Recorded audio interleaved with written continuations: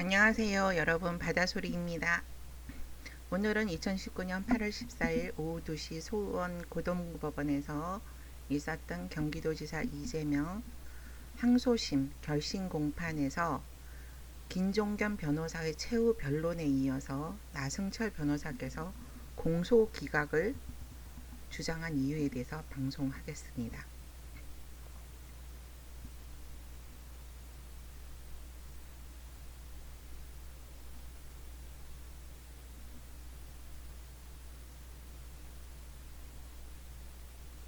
첫 번째 이유로는 공소권 남용을 들었습니다. 공소권 남용은 무엇인지 알아보겠습니다. 법에서는 공소권 남용이라 함은 형식적으로는 공소 제기가 적법해 보이지만 실질적으로는 피고인에게 부당한 경우로 이러한 경우에는 소송을 종결시켜야 한다라고 되어 있습니다. 이 사건의 소송 종결은 사법부에서 나성철 변호사님의 주장대로 기각을 해야지만 종결되겠지요. 자, 그러면 어떤 이유로 공소권 남용을 변호사께서 주장하셨는지 알아보겠습니다.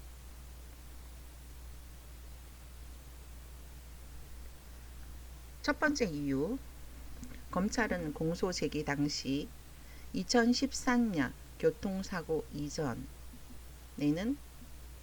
고 이재선 씨에겐 정신질환이 없었다라고 하면서 2013년 교통사고는 졸음운전으로 인한 사고였다라고 했습니다. 재판을 진행하는 동안 나온 다른 증인들의 진술도 있었지만 검찰이 확보하고 있던 이재선 씨의 녹취, 블로그 글 등에서는 다른 이야기를 하고 있는데요. 검찰은 조사, 수사 과정에서 확보한 증거들을 변호사에게 열람을 허락할 의무가 있습니다. 법에서 정한 건데요. 반면 이번 사건에서 검찰이 확보하고 있던 이재선 씨의 녹취, 블로그 글 등을 재판 과정에서 증거에서 배제함은 물론 변호사의 열람 신청도 거부했습니다. 고 이재선 씨의 녹취, 블로그 글에서는 죽고 싶다.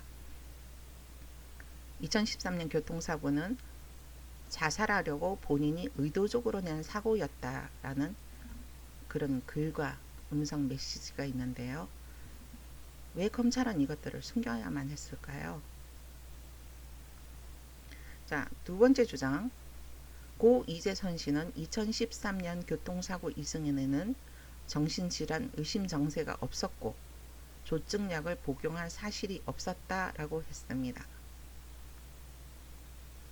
반면 검찰이 수사 과정에서 확보한 증거에는요, 2002년 당시에 이미 조증 증세가 의심되어서 지인이었던 용인효자병원 의사 백기주로부터 조증약을 받아서 복용한 적이 있다라는 것이 있습니다. 이러한 진술은 이재문 씨, 지사님의 동생 되시는 이재문 씨, 그리고 형제는 이재영 씨가 검찰 조사 과정 그리고 법정 진술 과정에서 진술을 한 부분이 있는데요. 검찰에서는 이러한 증거, 진술 등을 증거에서 배제했습니다. 피고인에게 유리한 이러한 증거들을 배제하면서 기소 유지를 하고 항소까지 한 검찰, 정치검찰 맞죠?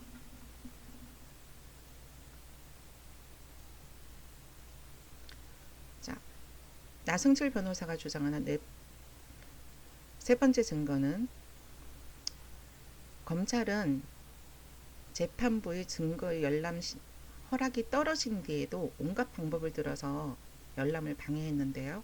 예를 들면 증거 열람 시간 제한, 장소를 검찰청의 작은 회의실 등 제한하는가 하면 횟수도 제한했다고 합니다. 이렇게 함으로써 변호사들이 증거 열람을 하는 것을 계속적으로 방해했는데요. 여러분들도 어떤 녹취록을 들으면서 서술하기에는 한 번 듣고는 완벽하게 하지 못한 거 아닌가요? 그런데 검찰은 그 녹취록을 듣는 과정에서 한 번으로 횟수를 제한했다고 합니다. 꼭 이렇게까지 했어야 되는 건지, 이렇게까지 한 이유가 뭔지, 이렇게까지 하면서 경기도지사 이재명을 항소까지 한 이유를 저는 모르겠습니다. 여러분들은 아시나요?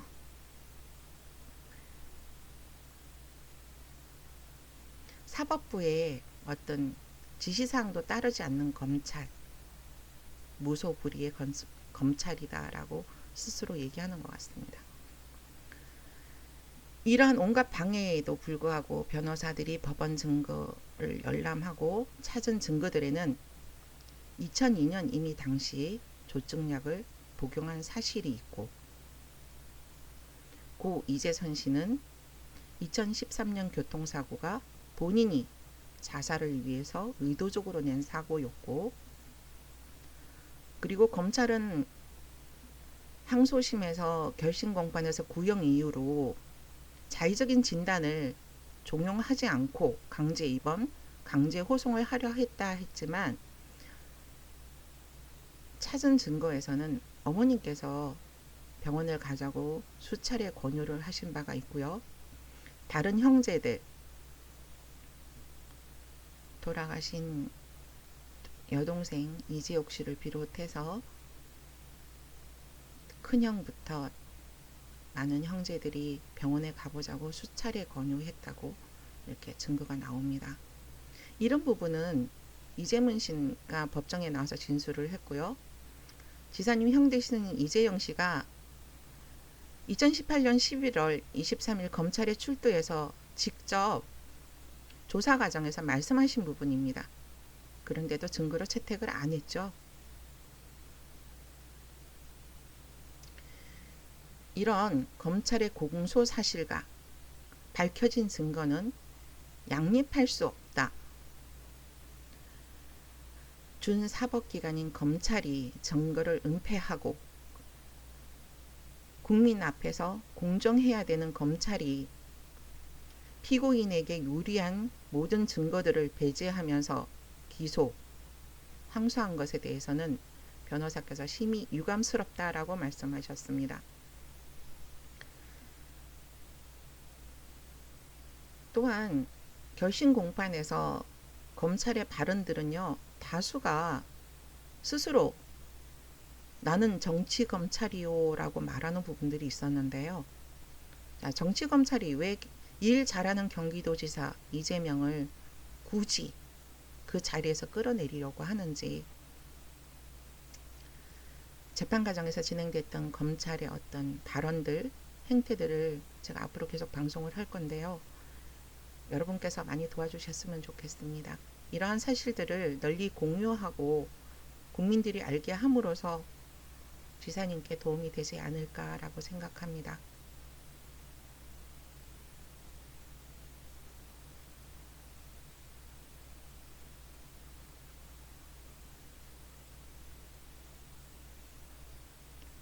나승실 변호사께서는 이러한 이유를 들어서 사법부는 이 사건을 기각해 주십시오라고 소리쳤는데요.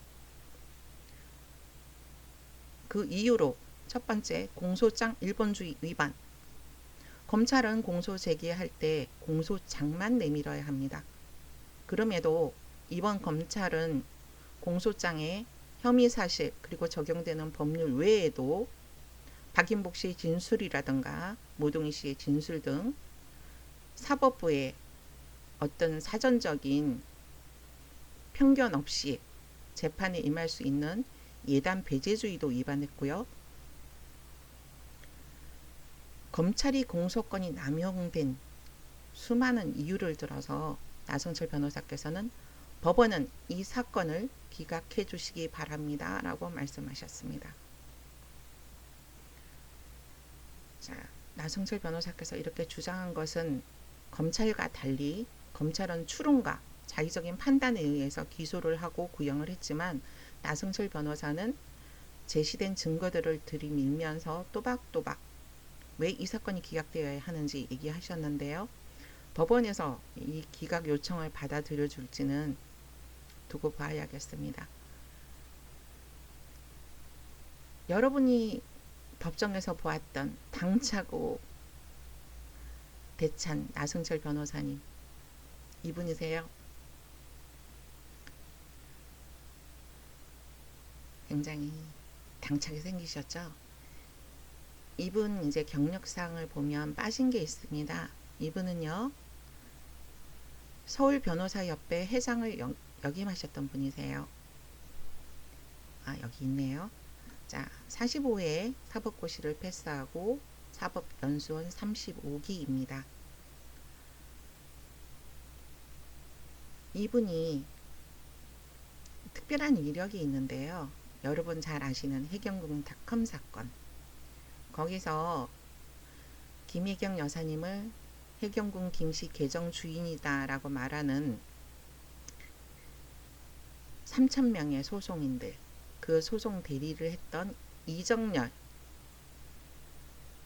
변호사, 전 판사죠. 여러분이 익히 알고 있는 빵구 본드 판사입니다. 그분과 얽힌 이력이 있는데요. 이정열 변호사께서 판사직을 박탈당하고 변호사로 업무를 시작하려고 서울지방 변호사 협회에 신청을 한 적이 있는데요. 그 신청을 거절한 사람이 나승철 변호사입니다. 당시에 서울지방 변호사 협회 회장이었죠. 이분께서 이정열 전 판사의 변호사 등록 거부를 밝히면서 서울 변호사회는 이정열 신청인에 대해 변호사 자격 등록 및 입회가 부당함을 만장일치로 결의했고 이와 같은 의견을 관련 서류와 함께 대한변호사협회에 전달할 예정이다 라고 했습니다. 이렇게 나승철 변호사께서 서울지방변호사협회 회장으로 있는 동안은 이정열 판사께서 변호사 업무를 못하고 지인의 변호사 사무실에 사무장 정도로 일을 하시다가 나승철 변호사께서 서울지방변호사협회 회장직을 내려놓고 난 이후에 겨우 이제 변호사로 등록 일을 시작하면서 맡은 제일 첫 업무가 뭐냐면, 첫 사건이 뭐냐면 해경궁닷컴 사건입니다. 거기서 다시 김혜경 여사 법률 대리인으로 나섰던 나승철 변호사와 격돌을 하게 됐죠. 그리고 검찰 조사 후에 기소가 기각되었는데요. 이정열 변호사가 사건 대리임에도 불구하고 이후에 사건 자체에서 빠지게 되죠. 온갖 이야기들이 다 있었습니다. 이정열 변호사가 같이 갖고 있으면 안 되는 카톡도 갖고 있었다, 이런 것들이요. 저는 나승철 변호사의 공소 기각